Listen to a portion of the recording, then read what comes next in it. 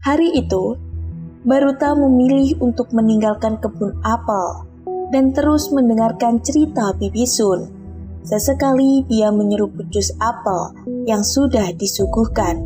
Bibi Sun dengan rambut keriting berwarna yang khas itu melanjutkan cerita tentang Lady Videla melawan Raja Alba. Peperangan keduanya menjadi sejarah paling kelam setelah kerajaan Distovia menyatakan kemerdekaan. Alih-alih berperang dengan bangsa lain, Distovia justru berperang dengan bangsanya sendiri. Lantas, apakah setelah Lady Videla menjadi ratu, sistem perpajakan menjadi lebih baik? Tanya Baruta kepada Bibi Sun. Bibi Sun dengan sigap menggelengkan kepalanya. Justru dari sinilah penderitaan penghuni Darkolan dimulai. Menurut sebagian besar kelompok orang utan, melengsarkan Raja Alba adalah suatu kesalahan besar. Lady Videla memang tidak langsung menjabat sebagai Ratu Distovia.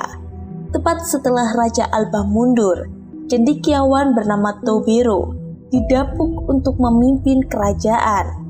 Di masa ini, dia melakukan banyak perubahan besar di bidang teknologi. Namun, karena ini bukan kehendak hatinya, dia pun mundur setelah warga Distovia memutuskan melakukan voting dalam memilih pemimpin. Siapa pemimpinnya? Apakah Lady Videla? Tanya Baruta lagi. Dia yakin kalau Lady Videla pemimpinnya. Bibi Sun dengan sigap kembali menggelengkan kepalanya. Setelah cendekiawan Tobero mundur, seorang pemuka agama bernama Firdauslah yang dipilih menjadi pemimpin Distovia. Sementara itu, Lady Videla didapuk sebagai Suri Distovia atau setara dengan jabatan Wakil Presiden di negara Republik. Menariknya, Firdaus hanya menjabat kurang dari 1 tahun. Dia mengundurkan diri secara misterius. Tidak ada yang tahu pasti apa penyebabnya. Namun, semua orang menuding bahwa Lady Videla adalah dalangnya. Terlepas dari apapun itu, selama gonta-ganti kepemimpinan di Distovia, sistem perpajakan tidak mengalami perubahan, malah semakin menjadi-jadi. Lady Videla justru sibuk menjual pulau-pulau cantik milik Distovia ke negara lain. Rakyat dibuat hidup sengsara. Para pengusaha, orang utan, petani apel, dan penghuni lainnya dicekik pajak habis-habisan.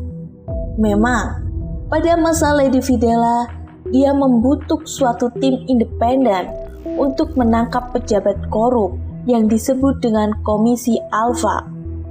Namun, di sisi lain, pada era Lady Videla juga konstitusi Distovia mengalami perubahan besar-besaran yang berakibat pada kekuasaan raja dan ratu yang tanpa batas. Penjualan pulau-pulau Distovia tak lain juga karena negara mengalami defisit. Lady Videla selalu menyombongkan diri tentang penerimaan pajak yang surplus, tapi dia tidak mau mengakui bahwa ada beberapa momen di mana kerajaan tidak menerima pajak sesuai target. Ditambah lagi, tidak ada transparansi, membuat penghuni menjadi semakin marah dan merasa tertipu dengan muslihat Lady Videla. Bukan hanya itu, badan penerima pajak Distovia sudah diketahui oleh Lady Videla sebagai lahan paling basah untuk melakukan korupsi. Namun, Lady Videla ternyata tak cukup membuat kebijakan yang berarti untuk reformasi perpajakan. Entah karena dia turut menikmatinya atau karena ia tak berani mengingat penarikan pajak dibekali dengan kemampuan memburu. Setelah mengalami berbagai pergantian kepemimpinan, barulah sekarang di masa Raja Malvador, semua penghuni Distovia merasakan kesengsaraan. Jika Raja Alba memberikan ilmu berburu pada penarik pajak, di masa Raja Malvador justru para penarik pajak diberi senjata jitu untuk menembak. Bahkan di area terlarang seperti di kebun Darkolan sekalipun. Baruta tercengang kaget mendengar pernyataan terakhir Bibi Sun mengenai kebun Darkolan yang merupakan kawasan terlarang untuk memburu.